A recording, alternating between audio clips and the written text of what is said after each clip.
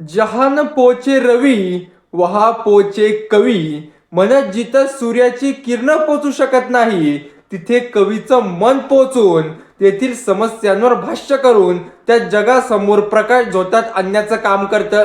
त्यांच्या वेदना समजून घेऊन त्यांच्यावर काम करत असतं. आणि तसंच काम नामदेव ढसाळ यांनी केलं. त्यांच्या कवितांचा अनुवाद हिंदी, इंग्रजी नव्हे तर फ्रेंच, प्राचीन या आंतरराष्ट्रीय स्तरावर देखील झालेला आहे. नोबेल पारितोषिक मिळाले असे सगळे कार्यगुण ढसाळांच्या कवितेत होते.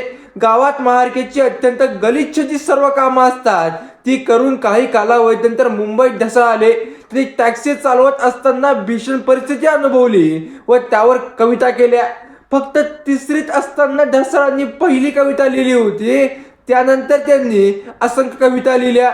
10-12 कविता संग्रह या माणसाने प्रकाशित केले. त्यांचं आपण वाङ्मय बघितलं तर तिची आस होती मी बर्बाद व्हावे, बरसत्या दवाची आसू मळावे, शुद्धीत चालताना तरी तोल जावा, आणि फुंकरीने वृक्ष उन्मळावा, पंख बुलबुलाचे तुटून पडावे, तिची आस होती मी बर्बाद व्हावे. तर दुसरीकडे तेवढ्याच विद्रोहानं भाकरीचा जाहीरनामा हा संसदेचा रंडीखाना, ही देश नावाची आई राज रोज दिसते कुबीराच्या सोबत, किंवा तेच जेवढे आईच्या उदरातून आलेत बाकीचे कुत्रे मांजरांच्या, ही त्यांची केवळ उदाहरणं. ढसाळांची कविता झाडा फुलांच्या ती वारा ताऱ्यांच्या गोळ कुचकट, म्हणजे एवढी टोकाची विद्रोही भाषा ही समाजातलं खळखळीत अस्सल वास्तव माहीत होती. मराठी साहित्य विश्वातील एका बंडाची ही कहाणी होती. त्यांच्या संघर्षमय लेखनाने ती सुरू झाली. गोलपीठ हा त्यांचा तसा पहिला आणि अत्यंत गाजलेला काव्यसंग्रह, ज्याने मराठी साहित्यात खळबळ बांधून दिली व मूर्ख म्हाताऱ्याने डोंगर हलविला.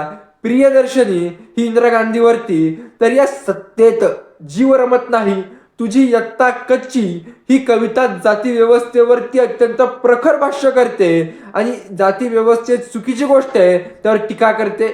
व गोलपीठामधील कविता मुंबईतील उपेक्षित जगाचे, वेश्यव्यवस्थेचे आणि गरिबीचे भीषण वास्तव त्यांनी या संग्रहातून मांडले आहे. कवितांचे वैशिष्ट्य अन्यायाविरुद्ध प्रखर आवाज, जनसामान्यांची रांगडी आणि तितकीच धारदार भाषा, दलितांच्या आणि शोषितांच्या दुःखाला जाग आणि जाग देणाऱ्या कविता आवर्जून होत्या.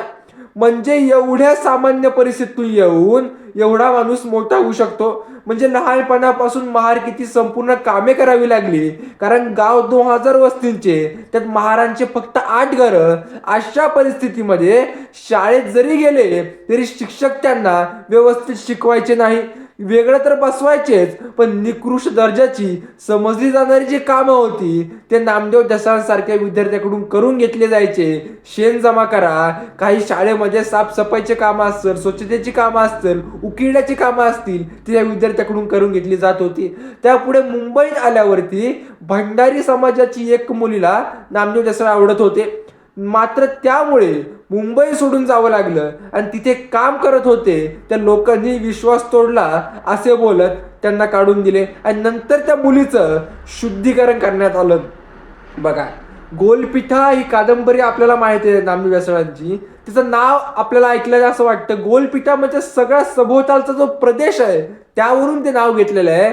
आणि एक गोष्ट वाटते की नामदेव ढसाळ वेश्यांचे युनियनचे अध्यक्ष होते, पण गोलपीठामध्ये फक्त वेश्यांवर आधारित नाहीये.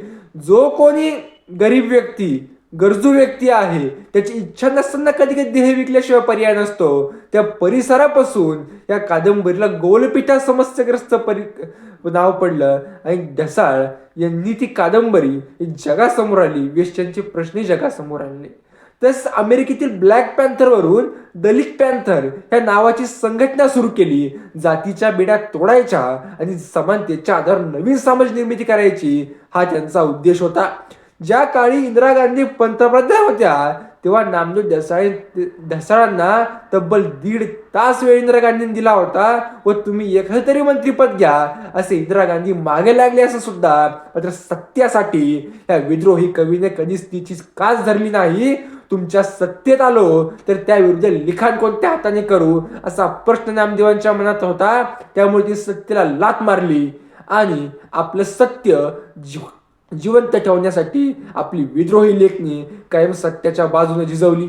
अशा समाजासाठी अहोरात्र झटणाऱ्या विद्रोही कवीला मात्र आपले सेन्सर बोर्ड विचारते कोण नामदेव जसाळ. आता काय उत्तर द्यायचं? त्याचं ज्या माणसाने तुटलेल्या माणसाला स्वतःच्या कवितेशिवाय नवीन कणा द्यायचं एक प्रकारे काम केलं, तुम्ही त्याच माणसाला विचारतात की कोण नामदेव जसाळ.